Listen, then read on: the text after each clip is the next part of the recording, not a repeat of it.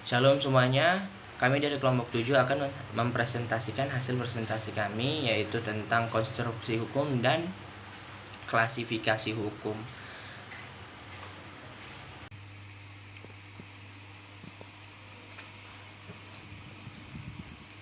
Konstruksi hukum ada 3, itu konstruksi hukum adalah pembentukan pengertian hukum yang dilakukan oleh hakim dan fungsionaris hukum untuk mengisi kekosongan hukum yang ada di dalam sistem undang-undang.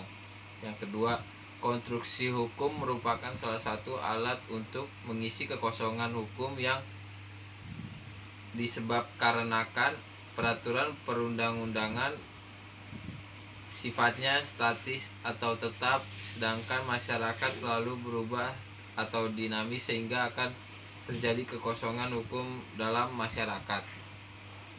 Yang ketiga itu konstruksi hukum juga dapat dilakukan dalam hal berdasarkan azas non-liquid.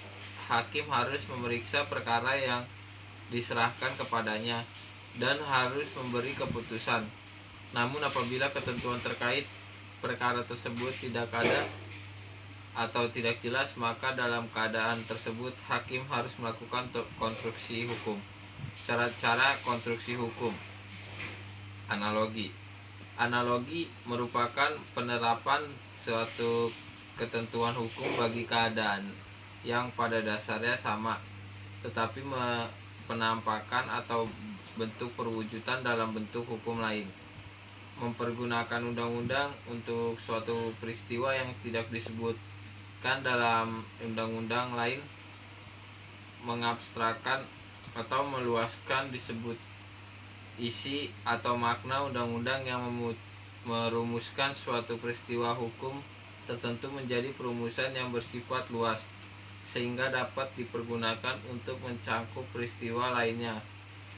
Yang ketiga itu metodologi analogi.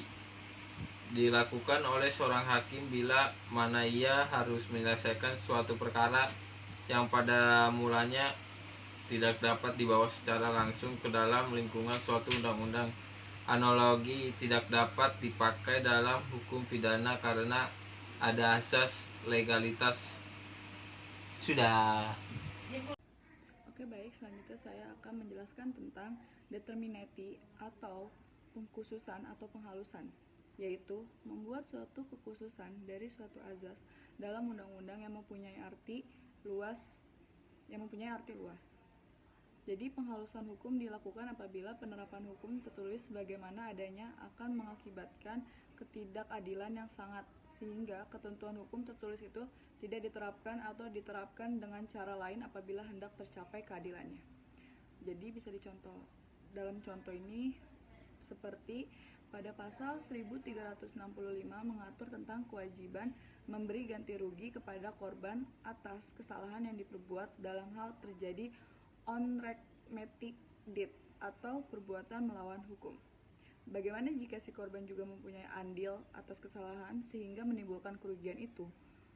Mengingat hal ini tidak diatur, maka prinsip pasal 1365 dapat dikonstruksikan menjadi ketentuan baru bahwa si korban juga berhak mendapatkan ganti rugi, tetapi tidak penuh.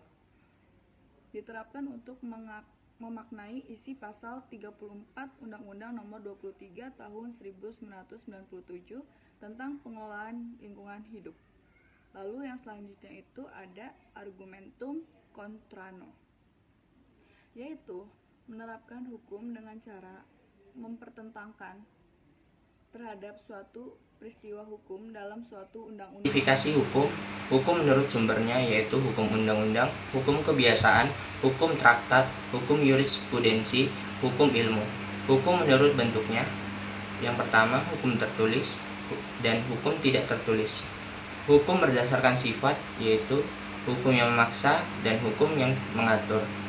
Hukum berdasarkan cara mempertahankannya, yaitu hukum material dan hukum formal.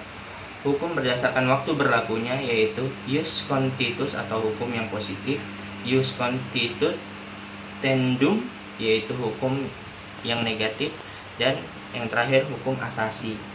Hukum berdasarkan tempat berlakunya yaitu hukum nasional, hukum internasional, hukum asing, hukum gereja. Hukum berdasarkan wujud yaitu hukum objektif dan hukum subjektif.